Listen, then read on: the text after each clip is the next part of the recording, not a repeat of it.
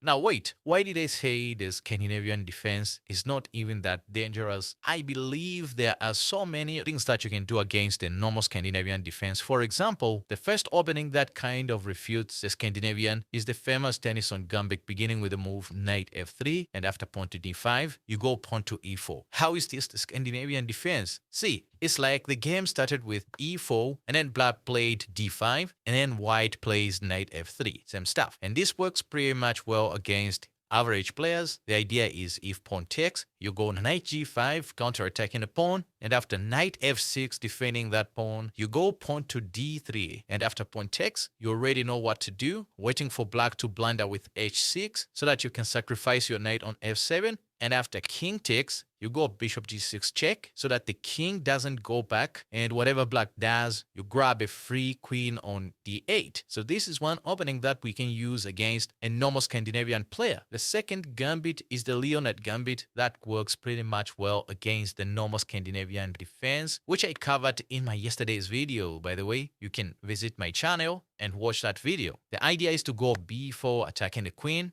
and after queen takes, you go knight b5 wanting to capture on c7. If black defends with queen a5, you now go bishop c4. If pawn to c6, you sacrifice your bishop. After king takes, you go queen h5 check, and after pawn to g6, you give a check, and on the next move, grab a free queen. The third opening that proves the Scandinavian is not even a challenging defense is this one. Watch. After e4, pawn to d5, pawn takes, and queen takes, you first of all develop your king's knight, inviting bishop g4, which is the top played move in the master's database, by the way, so that now you can go knight c3. As simple as this looks, it's very dangerous, because now you're attacking the queen. If bishop takes, black is dead. Because all you want to do is to take the queen, and after bishop takes d1, you will end up being up an exchange and try to trap this bishop somewhere in the middle game. If black doesn't give up his queen, after knight c3, they might play this move queen d8. But this is when you want to develop your bishop. Black has to play pawn to e6. Otherwise, moves like knight f6 will run into this simple tactic, knight e5, sacrificing the queen so that if black takes, which is the top played move by the way, you can easily mate black on f7 like this. After bishop c4, if black doesn't play knight f6 and say they play pawn to e6, you can still go h3, and after bishop h5, you continue attacking that bishop till it goes to g6, and then you play queen e2. Your long-term plan is to play d3, develop your dark squad bishop on e3, and then castle long. Besides, black can't take on c2 due to pawn to d3, and that bishop is dropped.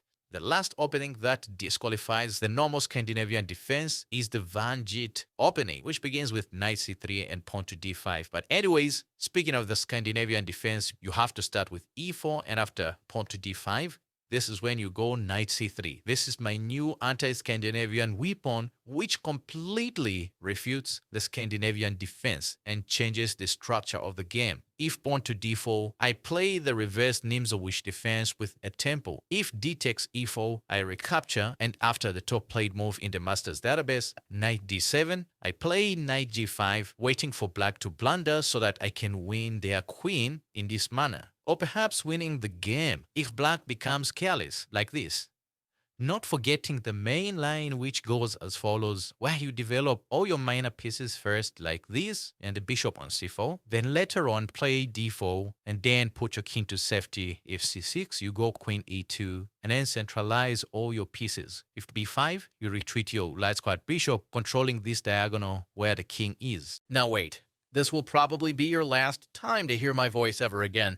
If you haven't yet subscribed to this channel, because that's just how the YouTube algorithm works.